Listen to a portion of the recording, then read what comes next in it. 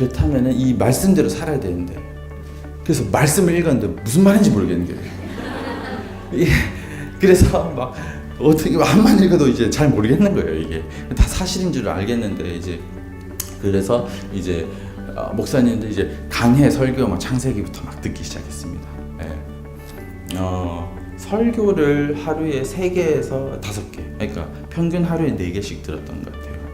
거의 비슷한 패턴으로 오네요. 크리스찬의 기업 경영의 목적은 복음을 전하는 것입니다. 그 목적이 사회 문제를 해결하는 데 있어서는 안 됩니다. 사회 문제를 해결하는 데 목적을 두고 했을 때 사회 문제가 해결되는 게 아니라, 복음을 전했을 때, 사람이 변화됐을 때 사회 문제가 해결이 됩니다. 하나님을 믿으면은 사업이 잘 되는데 그냥 바로 잘 되는 게 아니에요.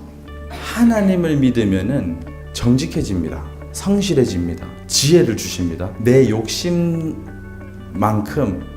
막 무리하지 않게 됩니다. 하나님을 믿게 되면 태도가 변합니다.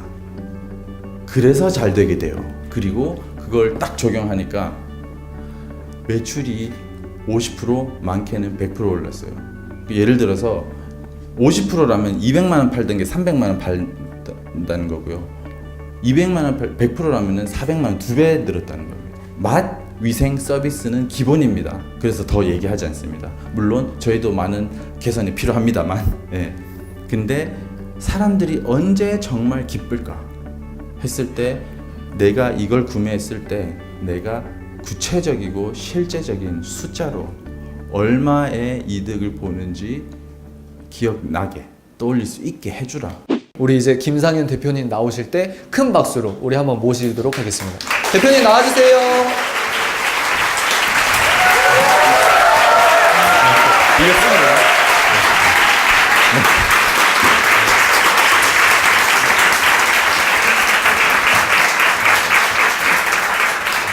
대표님, 잠깐만요. 여기가 센터입니다. 예. 왜냐면 조명이랑 이게 센터에 맞기 때문에 이 화면 잘 나오셔야 돼서 이거 중요해요. 센터 맞춰서 한 이쯤에서. 알겠습니다. 좋습니다. 이것도 중요한데. 안녕하세요, 김상현입니다. 반갑습니다.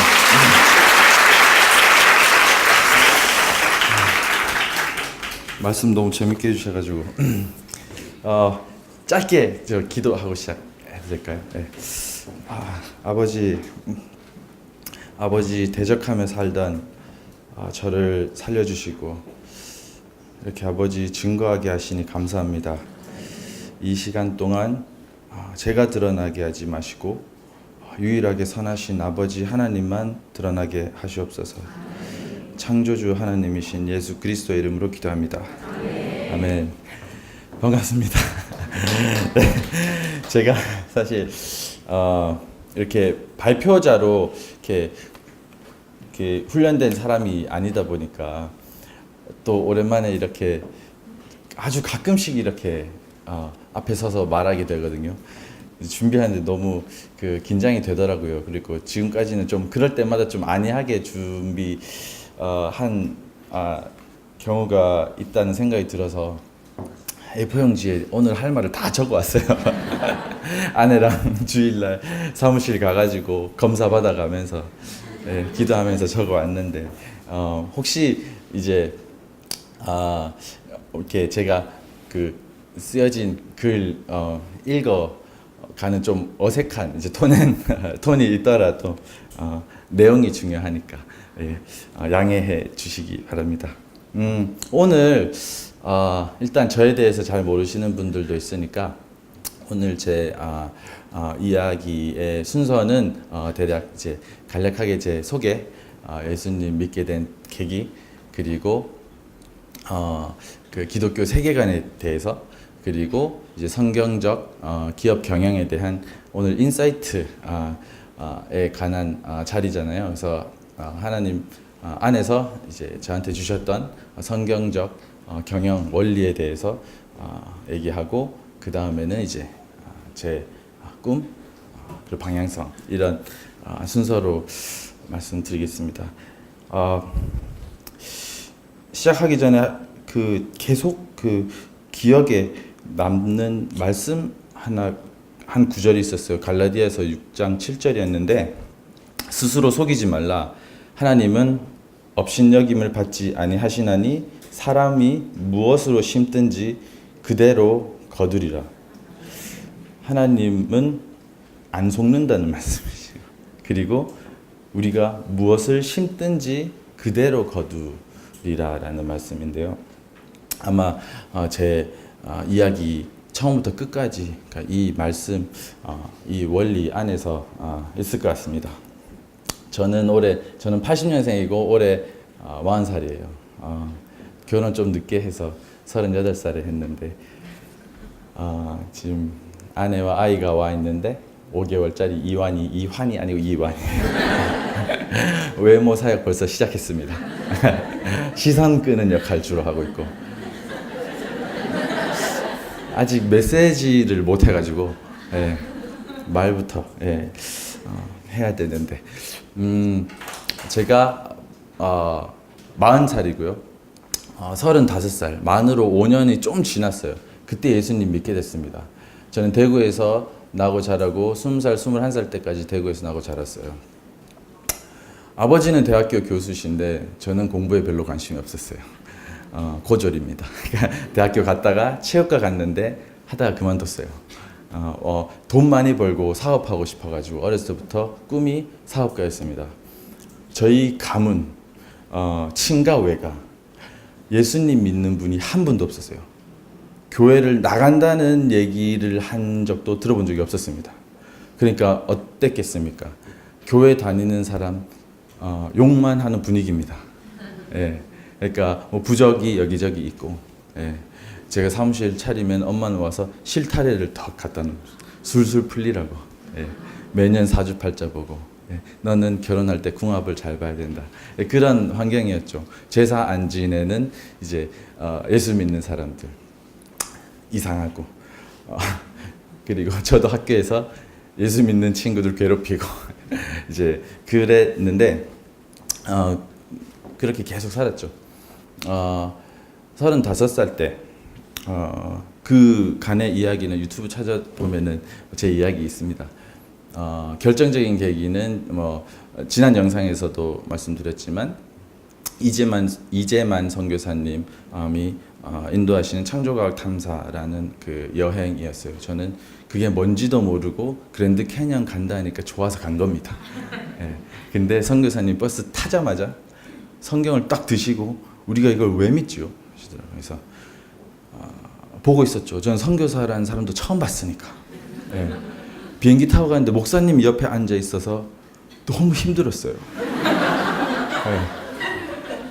그러니까 그 7박 8일 동안 룸메이트가 그 목사님이었어요. 그래서 저는 아무렇지 않은 척 하고 있었지만 목사님 엄청 관찰했습니다. 그러니까 뭔가 다를 텐데. 근데 목사님 그래도 다행히 젊은 목사님이셨고 저보다 4살 많으셨는데 외모는 저보다 더 동안이십니다. 근데 그 목사님과 굉장히 친밀함을 느꼈던 계기가 있었어요. 목사님이 한국의 어머님한테 전화를 하시고 통화를 하시는데 목사님이 어머님한테 엄마 이렇게 하시더라고요. 그래서 나랑 똑같다. 목사님하고 먼저 친해지고.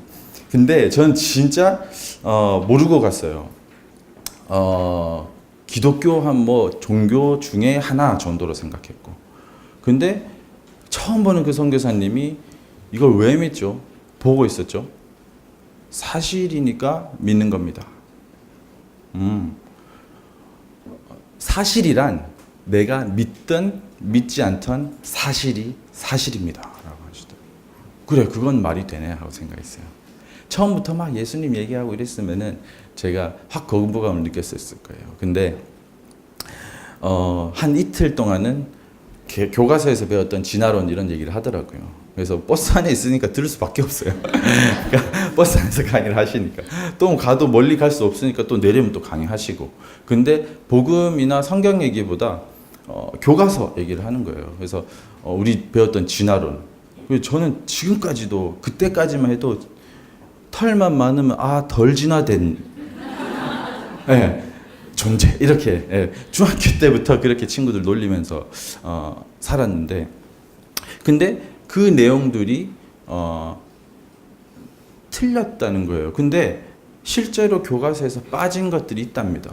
그래서 논문이 거짓으로 판명이 났다거나 이런 경우로 해서 빠졌대요. 그냥 그건 사실이니까 처음으로 생각을 해본 거예요. 저는 교과서가 사실이 아닐 수도 있다는 전제 자체도 없었어요. 관심도 없었고 진화론에 관심도 없었어요. 예. 뭐, 믿지 않는 사람한테 진화론이네 창조론이네 얘기해도 누가 관심 있겠어요. 예. 저도 그랬고. 근데 처음으로 한번 생각해 본 거예요. 아, 교과서에서 말하는 게 사실이 아닐 수도 있구나. 저건 확실히 사실이 아니네. 그리고 계속 설명해 주시는데 선교사님은 그러니까 지질학 전공하신 과학자세요. 그러니까 진화론 공부를 하다가 이게 틀렸다는 것 완전히 아시고 돌아서신 분이셨거든요. 이완이가 지금 근데 선교사님의 말이 훨씬 설득력이 있는 거예요. 논리적으로, 과학적으로.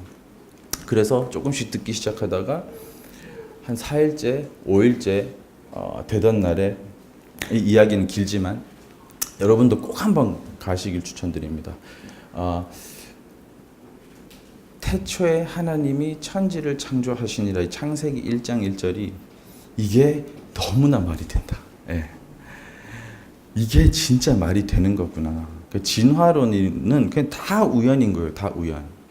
제가 떡볶이 가게를 하나를 오픈을 해도 그 10평도 안 되는 가게를 설계를 합니다. 목적에 맞게. 이 공간, 이 동선, 이게 그릇 하나하나, 좌석 하나하나, 조명 하나하나까지 엄청나게 머리 아프게 설계를 해요. 목적에 맞게.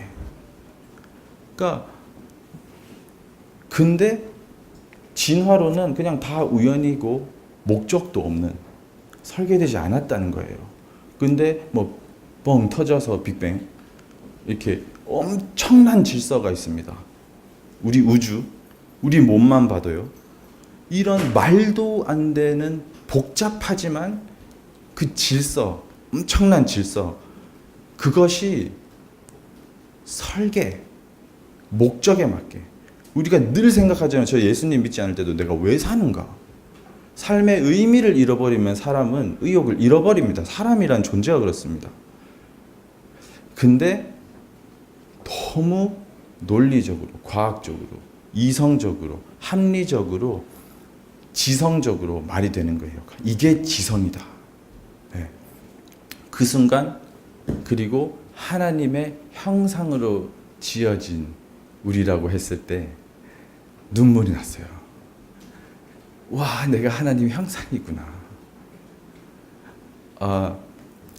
그 순간에 회복이 됐습니다. 네. 내가 의미 없는 존재가 아니구나. 그냥 돈만 벌다가 여행 다니고 그렇게 살다가 죽어서 먼지가 되는 존재가 아니구나. 영원히 사는 존재구나. 그 두 길밖에 없는데 하나님과 영원히 사느냐, 하나님 없이 영원히 사느냐. 그리고 내가 사는 의미도 찾게 된 거예요. 하나님 나라의 확장, 생명 살리는 그 사명을 받은 거예요. 동시에 막 회개가 일어났어요. 막 친구들하고 직장 동료, 뭐 부모님, 뭐 형, 진짜 그렇게 귀한 존재들한테 막 싸우고 욕했던 게 막 기억이 나는 거예요.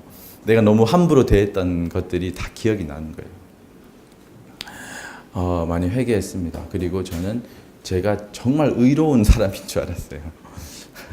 그래서 의롭게 살려고 그 책임사자 윤석인 대표님도 예전에 제가 세바시 강연을 봤다고 하시더라고요. 예수님 믿지 않을 때. 그때 제가 무슨 얘기를 하냐면 아무도 저를 믿어주지 않았을 때 저만 저를 믿었어요. 뭐 이런 얘기를 해요. 아직까지도 입을 킥 하고 있습니다. 대표님 그거 잊어주세요. 막 그렇게 제가 하나님 자리에 앉아 있었었죠. 그렇게 이제 제가 예수님 믿게 됐고, 그리고 우리 엄마가 믿게 됐어요. 예. 제가 빡빡 우겨가지고 하나님 이제 믿게 해 주신 것 같아요. 그리고 오직 두 길밖에 없습니다. 사는 길과 죽는 길. 크라이스트와 안티크라이스트입니다. 세상은 굉장히 복잡해 보이지만 두 길밖에 없어요. 아주 심플합니다. 그래서 우리의 삶의 전 영역에 걸쳐서 영적 전쟁을 하고 있고 해야 됩니다. 예, 그러니까 죄와 싸워야 되는 거죠. 제가 그 성경적 기업 경영에 대해서 몇 가지 이렇게 나눠봤는데, 첫 번째는 성경적 기업 경영. 저는 사실 예수님 믿고 성경이 사실인 줄 알겠고, 이게 사실인데 그렇다면은 이 말씀대로 살아야 되는데, 그래서 말씀을 읽었는데 무슨 말인지 모르겠는 거예요. 그래서 막 어떻게 한만 읽어도 이제 잘 모르겠는 거예요. 이게 다 사실인 줄 알겠는데, 이제 그래서 이제 목사님들 이제 강해 설교 막 창세기부터 막 듣기 시작했습니다. 예. 설교를 하루에 3개에서 5개, 그러니까 평균 하루에 4개씩 들었던 것 같아요. 거의 비슷한 패턴으로 오는 거. 그러니까 보면 이제 그 엄청난 시간, 또 그 복음 관련 강의, 이제 설교 하겠죠. 제가 어떻게 살아야 될까? 회사는 어떻게 경영해야 될까? 복음적으로 경영하는 건 어떤 것일까? 섬기는 리더십이라고 하는데 어떤 게 섬기는 걸까? 그런 것들, 돈을 버는 것의 의미는 뭘까? 어떻게 해야 되는지 여기저기 엄청 쫓아다녔어요. 그러니까 교회 안에서, 교회 밖에서 이 크리스찬 경영, 일터, 사역 이 부분에 대해서 고민하면서 내가 어떻게 살아야 될지 너무 궁금하니까 그러면서 이제 많이 쫓아다니면서 나름대로 제게 주신 인사이트들. 첫 번째 이제 이제 기업 경영하는 데 있어가지고 먼저 기업 경영의 목적과 방법, 그러니까 기업 경영의 목적, 그리고 어떤 방법으로 이렇게 고민해봤을 때 목적은 한 가지밖에. 그리스도인 기업 경영, 크리스천의 기업 경영의 목적은 복음을 전하는 것입니다. 그 목적이 사회 문제를 해결하는 데 있어서는 안 됩니다. 사회 문제를 해결하는 데 목적을 두고 했을 때 사회 문제가 해결되는 게 아니라, 복음을 전했을 때, 사람이 변화됐을 때 사회 문제가 해결이 됩니다. 네.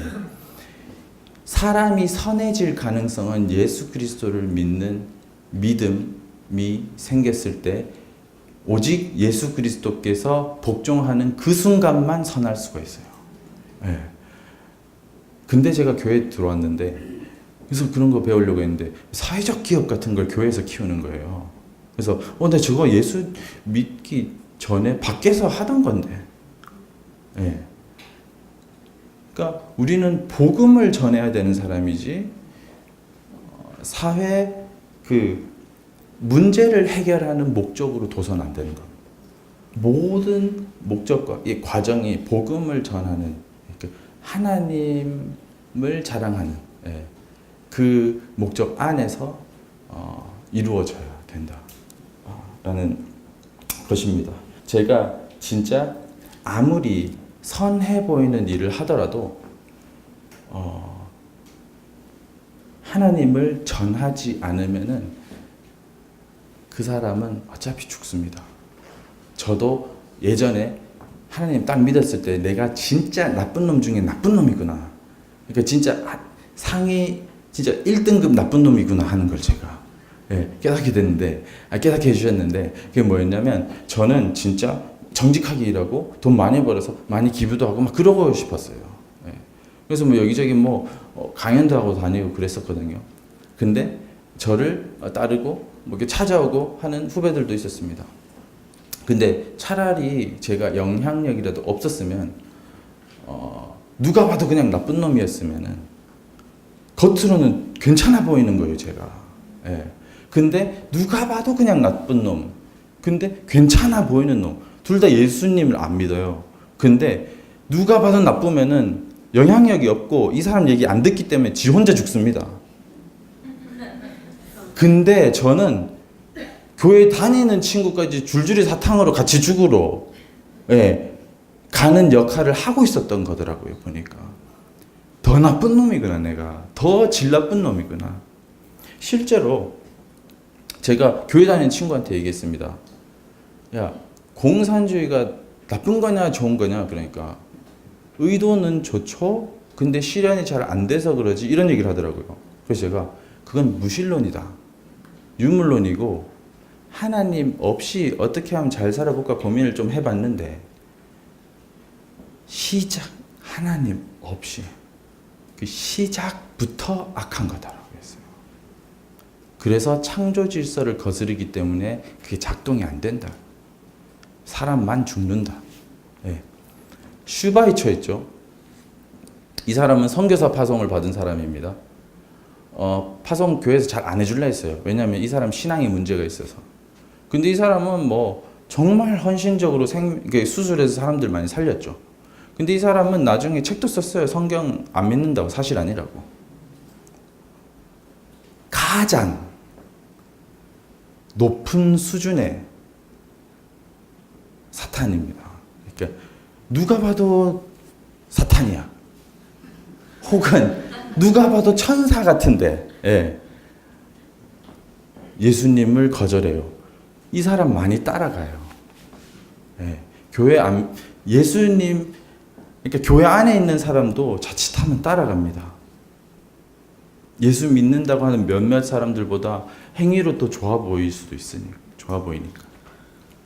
그래서 절대 내 안에 예수 그리스도가 없고 나를 전하는 게 아니라 예수님을 전하는 목적이 아닌 모든 것은 악합니다. 겸손이란, 존경하는 한 선교사님께서 말씀하시더라고요.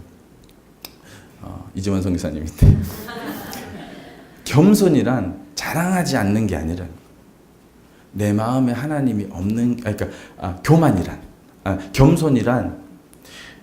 겸손이란 자랑하지 않는 것, 그게 겸손이 아니라 내 마음에 하나님이 있는 게 겸손이라고.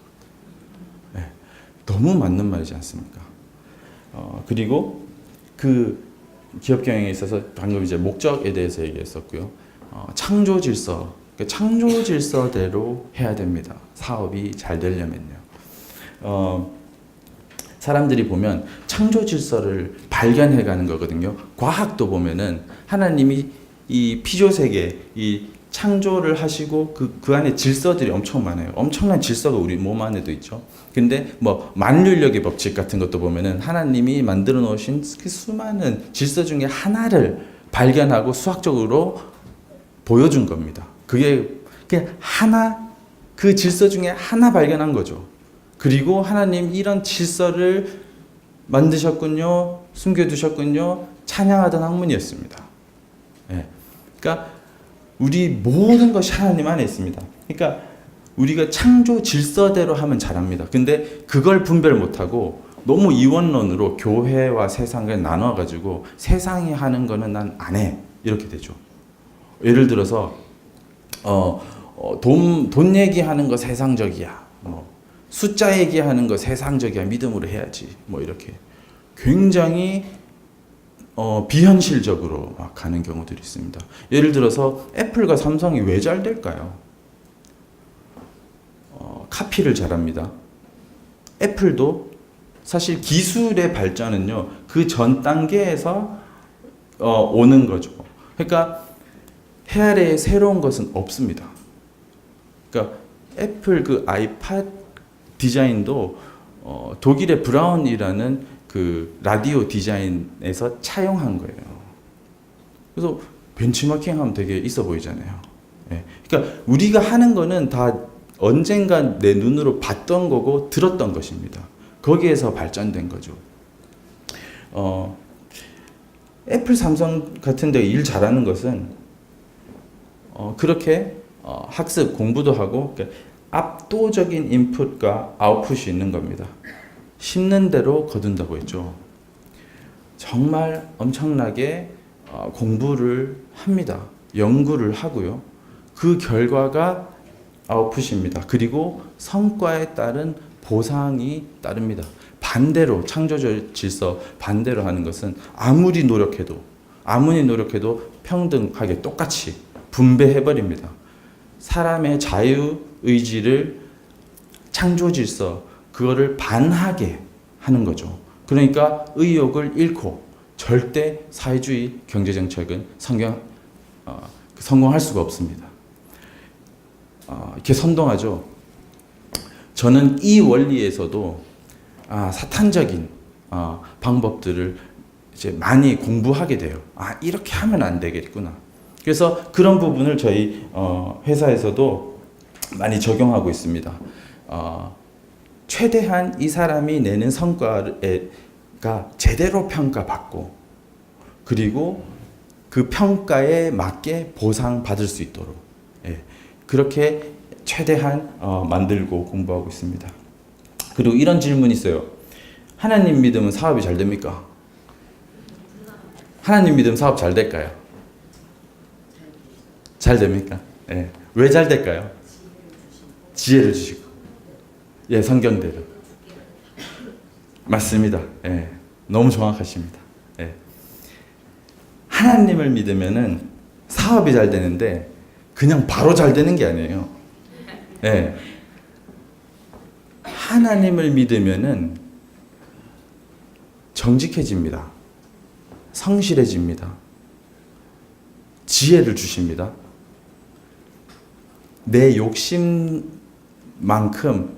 막 무리하지 않게 됩니다. 하나님을 믿게 되면 태도가 변합니다. 그래서 잘 되게 돼요. 근데 하나님 믿게 됐는데 예전과 똑같이 하고 있는데 왜 망했지? 이럽니다. 왜 내가 하나님 믿었는데 이렇게 안 되지? 라고 얘기합니다. 그게 샤머니즘입니다. 그게 무당신앙입니다. 절대로 심는 대로 거두시게 만드셨어요. 그리고 하나님을 믿으면은 현실을 보게 돼요.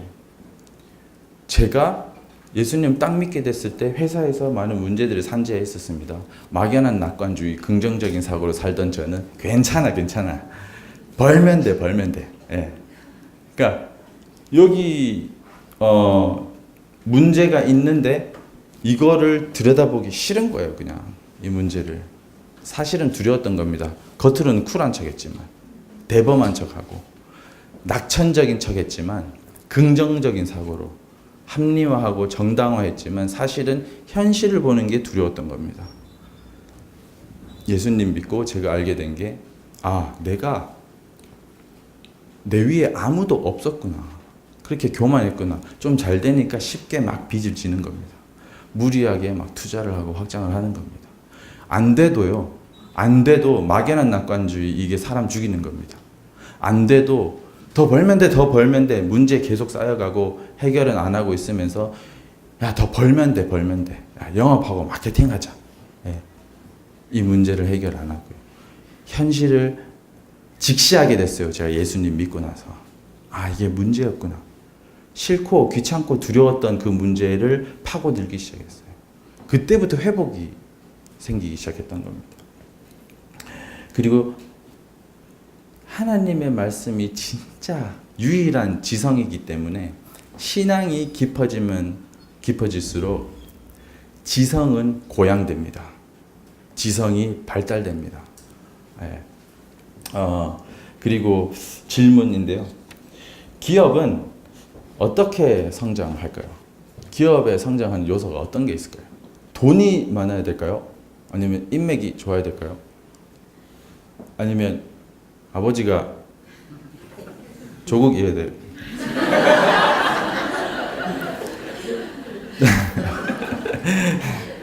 아닙니다. 우리는 그런데 부러워하면 안 됩니다. 긍휼하게 여겨야 됩니다. 기업이 성장하는 요소는 저는 거의 유일하게 실력이라고 말합니다. 실력이 있어야 기업이 성장하는 거예요. 기술력이 남들보다 뛰어나야 성장하는 거예요. 나라의 국가 경쟁력, 경쟁력은 그 나라에 가지고 있는 기술력이 있어야, 실력이 뛰어나야 경제는 성장하는 겁니다. 소득주도 성장이지. 그러니까 월급을 올려준다고 경제가 성장하는 게 아닙니다. 그러니까 성장이라는 거는 노력, 그 실력에 대한 결과죠. 그러니까 학생한테 A 학점 먼저 준다고 공부를 잘해지는 게 아니에요. 예, 열심히 공부를 했을 때 공정한 평가를 받아서 받는 그 점수가 그 A 이 친구가 열심히 공부해서 그 결과가 성적인 거죠. 예. A 먼저 죽게 한다고 절대로 공부를 더 잘하지 않습니다. 실제로요, 그 사람의 실력 이상의 과도한 급여를 주면 그 사람은 오히려 나태해집니다. 교만해지고요. 부담 갖습니다. 저 이거 필요 없어요, 그래요. 네.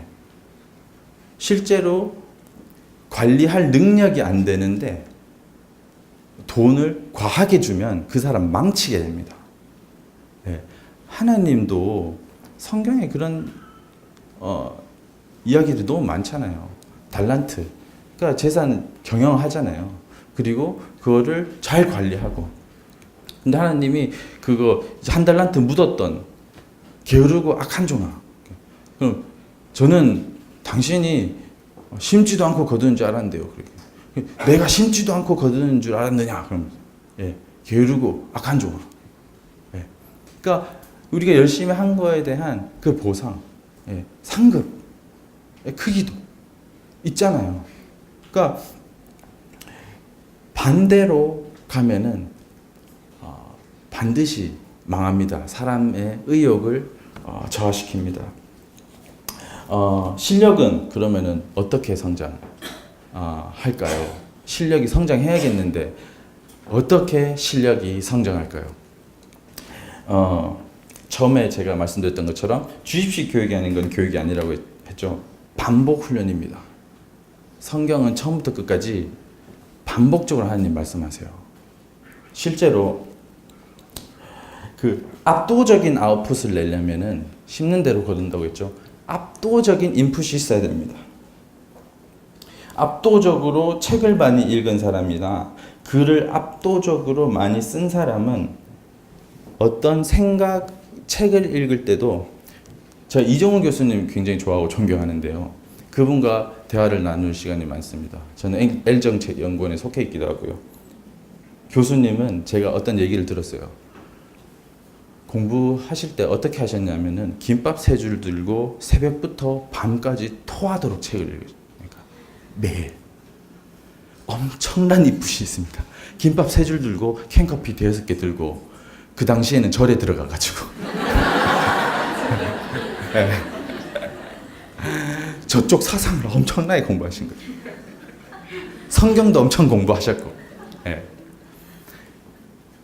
가벼운 책은 10분, 15분 만에 읽으신다고 하더라고요. 예. 이게, 그, 뇌가 정리가 되는 겁니다. 유대인들이 성경을 다 외워요. 그러니까 모세오경을 외워요. 정통 유대인들은 통으로 외워버립니다. 그러니까, 미츠바, 이렇게 성인식이라고 하는데, 이제, 말씀의 아들이란 뜻이라고 하더라고요. 13살 땐가 모세오경을 그냥 다 암송해버립니다.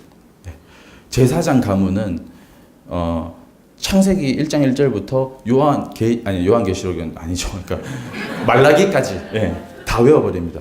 제가 어디 그 영상을 봤는데 그분이 19살 때인가 20살 때 예수님을 믿게 됐대요. 메시아닉 주라고 하죠. 유대인인데 예수님 믿게 된 분. 근데 그분이 그러니까 요한계시록을 3번 읽고 다 외웠답니다. 예. 이게 훈련이 되는 거예요. 내가. 하나님 그렇게 지으신 거예요.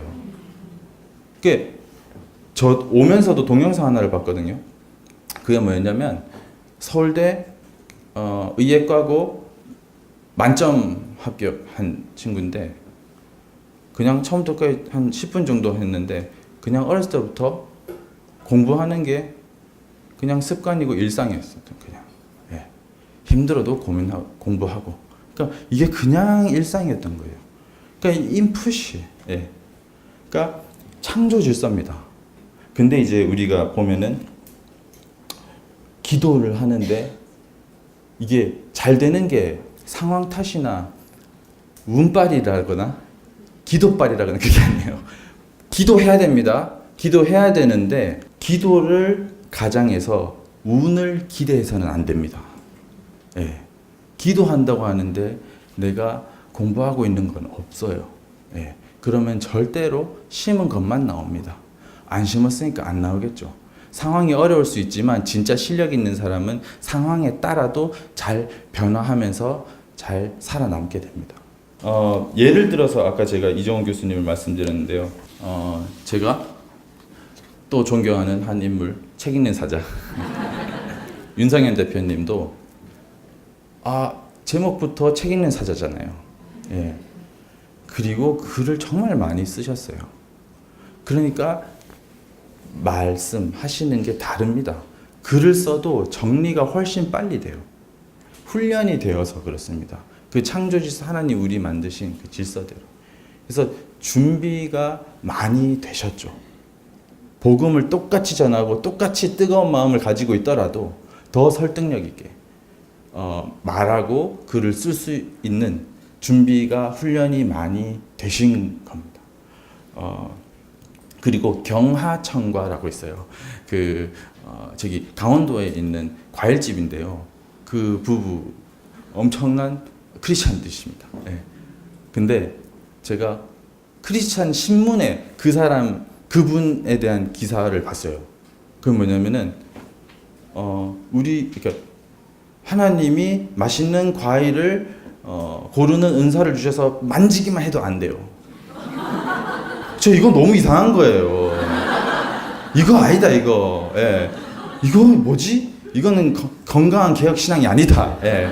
그래서 그분 관련 영상을 다 찾아봤어요. 근데 그 기사가 틀렸어요. 그분요. 그 집은 과일이 맛있어서 주 4일 합니다. 하루 매출이 뭐 600~700만 원인가 하여튼 막 그래요. 500~600가 하여튼 그래요. 근데 점심시간 지나고 어느 정도 오후 되면은 다 팔려서 없어요. 하루 4일이라고 금방 동납니다. 왜냐하면 실제로 집는 것보다 맛있어요.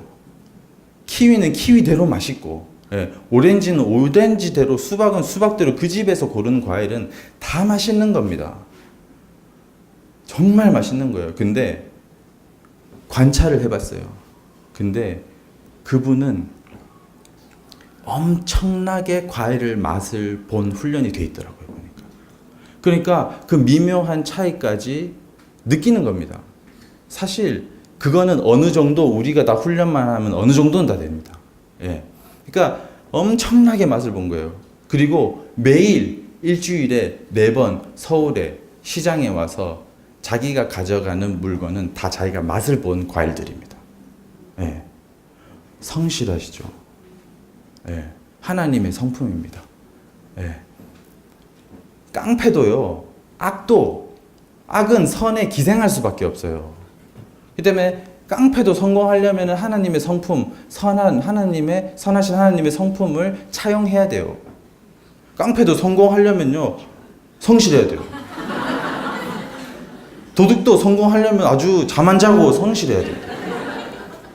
자기들끼리 연합해야 돼. 똘똘 뭉쳐야 돼요. 하나됨. 그 성품을 차용해야 된다니까요. 하나님의 성품 없이는 우리는 잘 될 수가 없어요. 그러니까 그 크리스천은 아니라고 제가 알고 있습니다만 백종원 사장님 같은 경우만 하더라도 개인적인 관계는 없습니다. 근데 그분만 해도 거기서 벗어나지 않아요. 그분은 엄청나게 맛을 많이 봤고 엄청나게 많은 실험을 했습니다. 예. 가풍부터 그랬어요. 그러니까 툭 나오면 탁 나오는 겁니다. 사람 그냥 재능 탓하고 깔아뭉개고 하는데 압도적인 인풋이 있는 분이에요. 이정훈 교수님이요. 이 시사 국제 정세를 읽어내는 능력이 보면 너무나 놀랍습니다. 근데 엄청나게 깊고 방대한 지식이 있어요.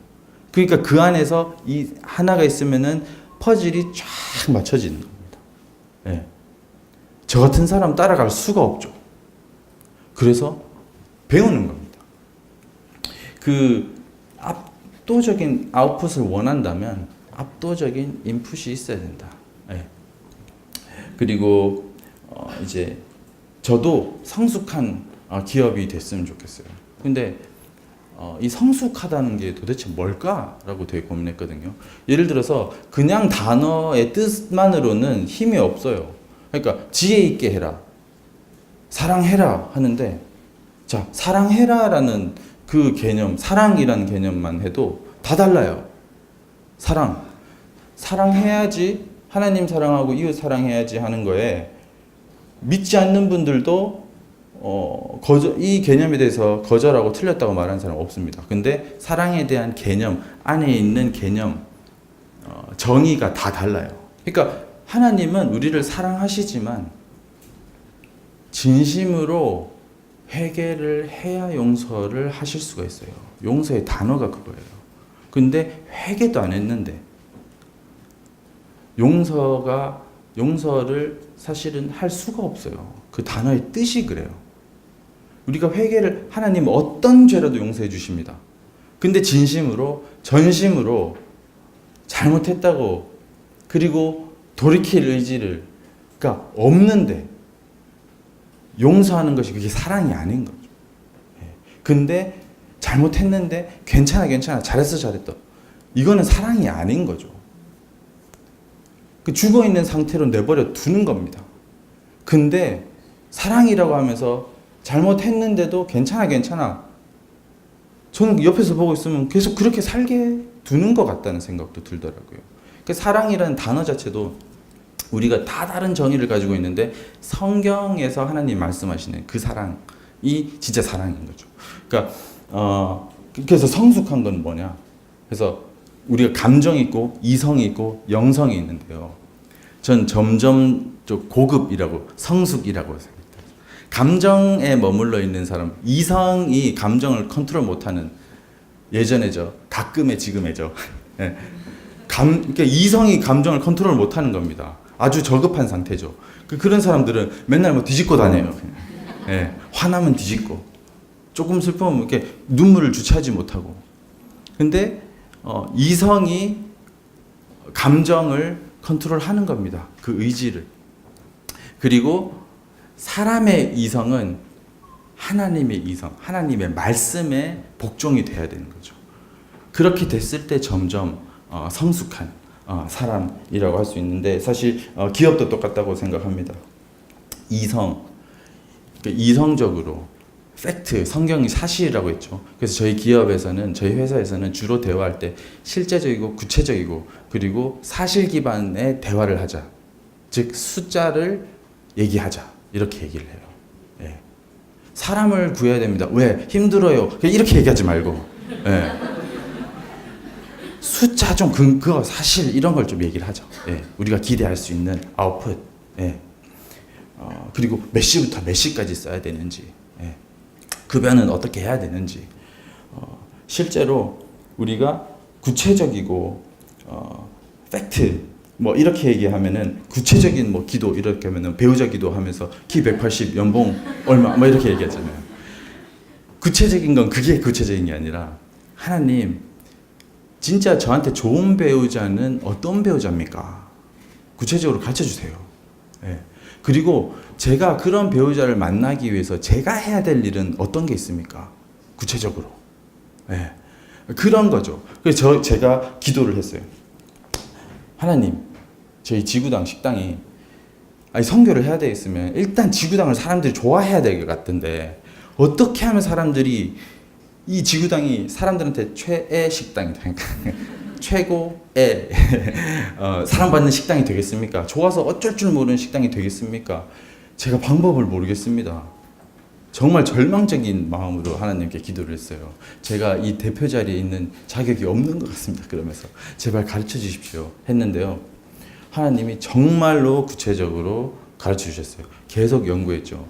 실제로 똑같았습니다.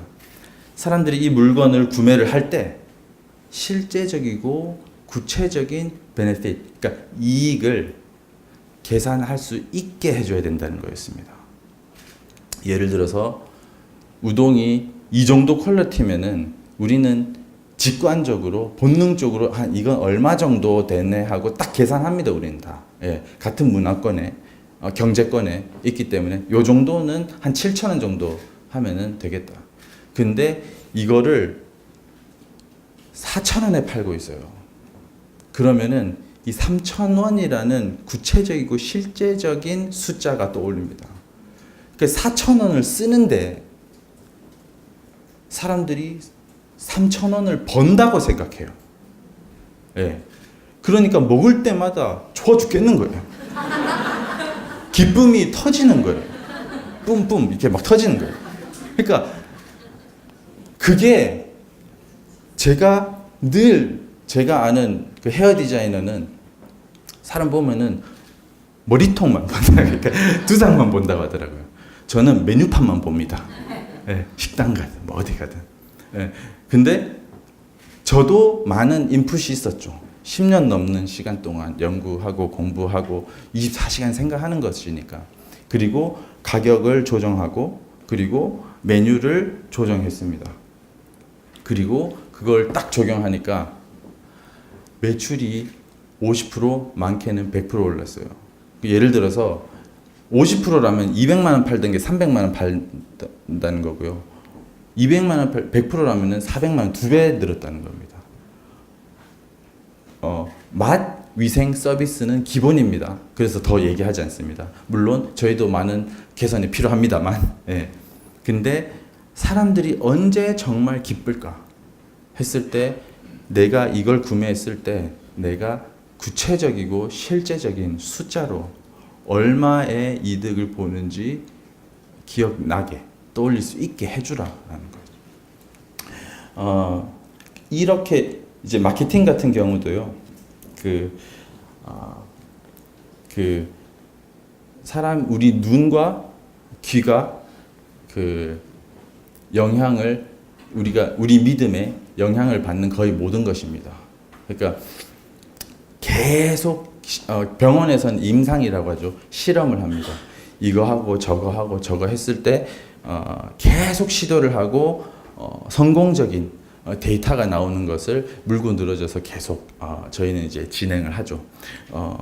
포스터 디자인도 이렇게도 해보고 저렇게도 해보고 하는데 직관적으로 사람들한테 보여줬을 때 효과가 있습니다. 그리고 이제 뭐 크리스천 재정 원칙 아주 짧게 설명드리자면 하나님께서 허락하신 범위 안에서 자족하고 감사하고 그러니까 필요 위주로 우선순위를 정하는 것입니다. 없으면 쓰지 말고 있는 거 안에서 빚내지 말라는 겁니다.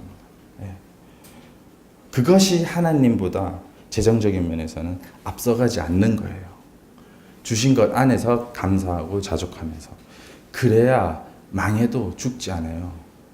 제가 빚을 되게 많이까지 져봤는데 와 거기서 딱 망하니까 이제 막 죽겠더라고요.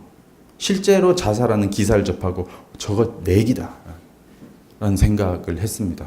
그러니까 진짜 몰게이지라는 그 이제 영어 이렇게 있죠. 이게 이제 몰트 게이지 죽음의 문이란 뜻이에요. 하나님의 종이 되어야 되는데 체주의 종이라고 하거든요. 그래서 빚 내는 것. 사람은 말과 글로 변합니다. 말과 글로 변합니다. 그래서 홍보하고 보여주는 거예요. 오늘도 그런 일이 있었죠. 댓글 부대 확 해가지고 실시간 검색어 막 올리는 일이 있었습니다. 왠지 아십니까? 사탄도 압니다. 우리가 말과 글로 변하는 거를. 그래서 거짓말을 계속 주입하는 거예요. 예. 그래서 적극적으로 알려야 됩니다.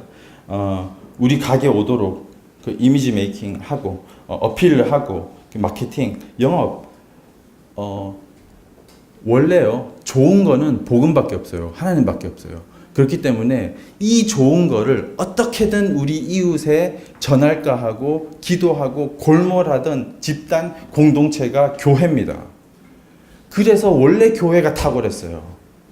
이 좋은 거를 목숨 걸고 전하고 어떻게 하면 잘 전할 수 있을까? 문 두들겨서 전도하고, 전도 지로하고, 사람 막 모아가지고 음악회 막 하다가 갑자기 전도하고, 그러니까 방문 판매, 화장품 방문 판매를 보십시오. 그게 복음 전도 거기에 화장품이 들어갔습니다. 원래 이게 다 우리 거예요. 정말로 글과 말로 사람이 변해서요. 하나님이 말씀이시잖아요. 진짜 말씀이 능력입니다. 근데 거짓의 말이 아니라 참말이어야 되는 거죠. 복음을 전하는 원리도 똑같습니다. 원래 종이 없었죠. 그러니까 양피지로 있었죠. 그래서 막 구약에 보면은 막 크게 읽어요. 그럼 저 뒤에는 안 읽으니까 중간중간에서 또 제사장들이 또 막 스피커 역할을 해줍니다. 기술이 발전됐죠. 종이가 나왔고 스피커가 나왔어요. 그래서 멀리까지도 말할 수 있게 됐어요. 그리고 종이로도 말할 수 있게 됐어요. 이게 자유민주주의의 신앙의 자유, 종교의 자유, 출판의 자유, 여행의 자유, 선교 전도, 집회의 자유, 이게 다 선교 전도하기 위해 크리스천들이 만든 가치들이에요.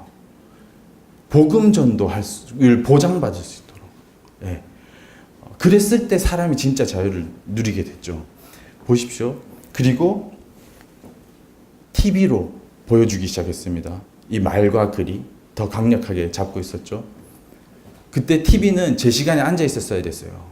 근데 다운로드 받아서 이제 보게 됐어요. 이제는 핸드폰 들고 다니면서 보게 됐습니다. 유튜브 기회입니다. 기회예요. 정말 집중력 있게 받아들이고 볼 수 있습니다. 이 형태가 전하는 말과 글이 전하는 형태가 발전됐어요. 그것뿐이에요. 거기에 내용이 무엇인가가 중요한 겁니다. 우리는 복음을 넣어야 돼요. 복음을 전하고 확장시켜야 됩니다. 저는 또 이제 어떻게 살아야 되나 또 이 강의를 준비하면서 또 생각을 해봤어요. 혹시나 생각나신다면 기도해 주셨으면 하는 마음에서 또 적고 나눠 보는데요. 제가 하는 모든 활동이 선교의 방향에서 벗어나지 않게 실제로 우리가 실제적이고 구체적으로 이 삶을 영위합니다. 교육은 우리 생명 살리는데 절대적입니다.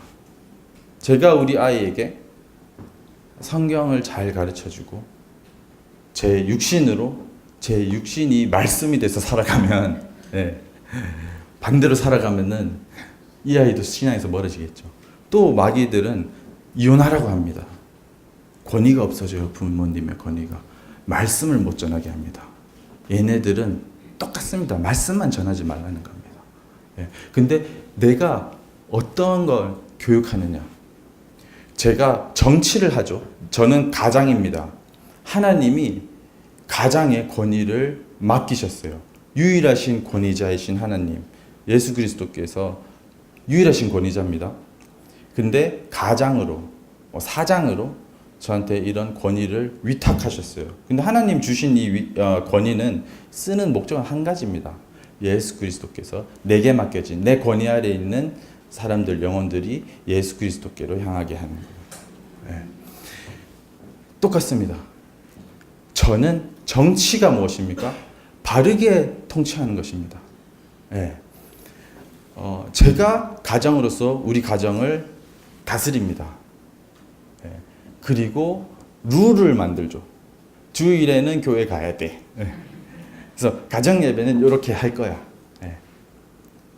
이렇게 다스립니다.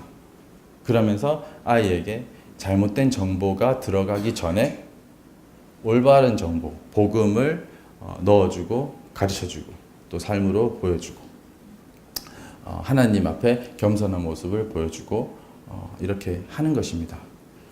나의 정치가 이 아이에 대한 교육을 절대적으로 변화시킬 수가 있어요. 공동체의 크기만 다른 겁니다. 나라의 정체성, 정치가 교육을 바꾸죠. 나라의 정치가 이슬람 시스템이다. 그러면은 복음 못 듣습니다. 나라의 정치 시스템이 사회주의 공산주의다. 교회부터 없앱니다. 그래서 그 경제도 역시 안전보장, 안보, 정치, 그 다스림 안에 있습니다. 가장 상위적인 개념이에요. 정치라는 것은. 저는 내 이웃이 하나님 더 잘 믿는 방향성으로 가게 하는 겁니다. 제게 허락하신 모든 것으로. 내 가정, 내 교회, 내 기업, 내 나라, 온 열방. 저는 좌파 우파 얘기하는 게 아니라 제가 보는 세계관은 크라이스트 아니면 안티 크라이스트입니다. 저는 살았어요. 우리는 살았잖아요. 아직 예수님 모르는 사람들이 복음 듣게 해야 됩니다. 네. 우리나라가 복음 전하는 나라 되도록 우리가 만들어 가야 됩니다. 우리가 목소리, 정치 얘기하지 말라는 말은요, 크리스찬이든 넌 크리스찬이든 누구에게 하든 말이 안 되는 말이에요. 그러면서 투표는 하래. 이게 뭡니까? 네. 정치 얘기는 다물어. 근데 투표는 해. 이래요. 뭡니까? 그러니까 나라의 다스림에 관해서 크리스찬이 입 닫고 있으면은 누가 제일 좋아할까요? 사탄이 제일 좋아하죠. 크리스찬은 그래서 강력합니다. 그 수가 적어도 세요. 왠지 아세요? 이미 산 사람이기 때문에 죽어도 괜찮습니다. 그렇기 때문에 그런 사람들 보면 사람들은 경외감을 갖게 됩니다. 선택이 완전히 달라요. 제가 그 L정책 연구에서 그 PLI 그 교수로 강의도 할 예정입니다. 기업 경영에 관해서 진짜 성경적으로 저는 기업인이 부분적으로는 물질 제공하는 사명을 또 맡았다고 생각을 해요. 또 기업을 통해서 선교할 수 있는 기회가 사실 저는 너무 크다고 생각합니다. 그런 분들하고 같이 또 디테일한 또 재밌는 내용들도 있어요. 주신 그 인사이트에서. 그래서 그런 것들을 이제 공유하고 나누고 같이 성장할 수 있는 계기를 마련했으면 하는 바람이고요. 그리고 이제 책임사자 윤상현 대표님과도 같이 즐겁게 또 복음 사역을 해나갈 예정에 있습니다. 딱 보셔도 제가 아주 흠이 많고 연약한 사람인 걸 아실 겁니다. 그래서 생각나실 때 꼭 기도해 주세요. 예. 오늘 비교적 시간 제가 잘 지킨 것 같습니다. 3분 오버했는데요. 들어주셔서 와주셔서 정말 감사합니다. 여기까지 하겠습니다.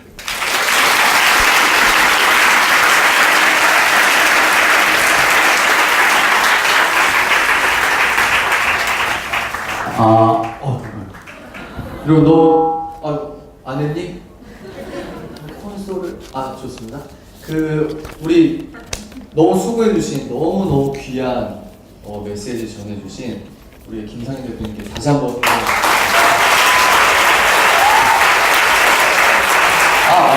이거를 여러분 제가 요즘에 밀고 있는 게 있어요. 밀고 있는 거. 우리 대표님의 별명 너무 사랑스럽죠. 국볼리 같죠. 그래서 여러분들 오늘 너무 좋은 시간 됐는데 우선 우리가 여러분 인터뷰 시간 갖고 시간 이렇게 가지시고 여러분들 핸드폰 시계로 9시까지 다시 착석을 해주십시오. 왜냐면 질문 타임이 너무 재밌어요. 우리 부모님 세대 꼭 질문 타임에 젊은 애들이 뭐라고 궁금해서 질문하나 그거 너무너무 재밌습니다. 그래서 그 시간 9시부터 정확하게 시작할 수 있도록 하겠습니다.